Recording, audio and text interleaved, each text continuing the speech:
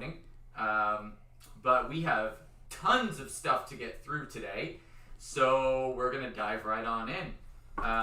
First is actually a quick update that got thrown in from roomescapeartist.com.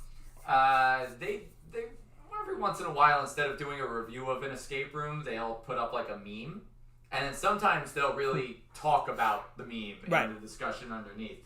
So this meme that we put up over here is a guy basically at the gates of hell, and he's saying, your name's not on the list.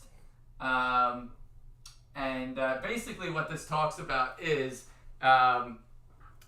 this guy that's going to the gates was locking people in his escape room. So then the guy at the gates is like, oh no, we have a special place for you, and brings him further down into the They have a special hell set aside for that. And you know, in their blog, they're officially now calling out, this isn't so much necessarily even only about are you locking people in, but also are you restraining people. Right.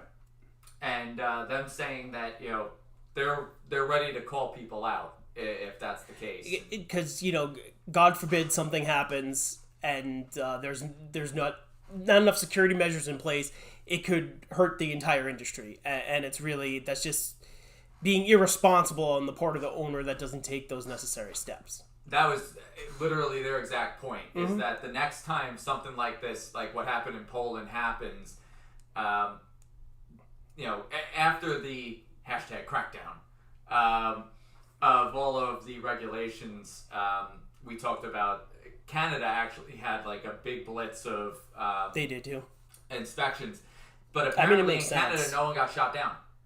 There were like there were no egregious infractions. Yeah. Well, so like, I mean, like everything was to code, and there were no like major safety violations. That's good. So yeah. I mean, that speaks well of the Canadian industry. But you know, their point, David and Lisa's point, was basically that if Poland happens again, the results are going to be catastrophic. And it's going to, at that point, you're going to see this industry literally go from like this many escape rooms to a quarter. Because once those regulations kick in, if that happens again, no one's going to be able to open. Yeah.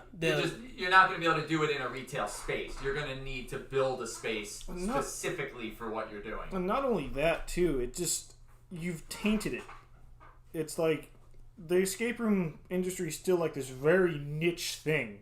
You know, like a theme park can get, you know, like the Six Flags fire that happened in the 70s. I mean, that didn't like really damage any kind of theme parks or amusement parks. Escape rooms are still like this tiny microcosm of an entertainment industry. So, you know, Poland was one nail in the coffin. Another one is probably just going to, you know, be catastrophic, where it's just like people don't know what escape rooms are, and people are kind of dubious about what they are to begin with. So now having another one of these things, this major safety violation, another major accident, probably won't bode well for the industry at all. I don't think there's going to be much recovery from that. And if there is, it's going to be a very long and drawn-out one. Yes. But, yeah. I very much think, because, like you're just saying, theme parks are ground up, just built, coded, designed differently. I think putting a business like this in a retail environment is dead the second this happens again. I mean, the reputation of theme parks are well established. Escape rooms still aren't. They don't have that. They don't have that customer trust yet, I guess. Right. So a lot of people who would have tried them might not if they they might stay away from it. And massive death trap movies like Escape Room the movie and Play or Die, which we're going to look at a little later in the show. Yeah. That does not really help the cause. It's painting it as only a treacherous place to go. Whereas, you know, you don't have like Disney World or Great Adventure or, you know, Dorney Park movies where people are getting massacred throughout the I'm sure they probably exist, though. Research topic for next week. Yeah, I'm trying to think of one, and I can't think of a I mean, Jurassic Park are the only ones that a park doesn't work that I can think of. When Pirates of the Caribbean breaks down, the pirates don't eat the tourists. I mean, maybe they do.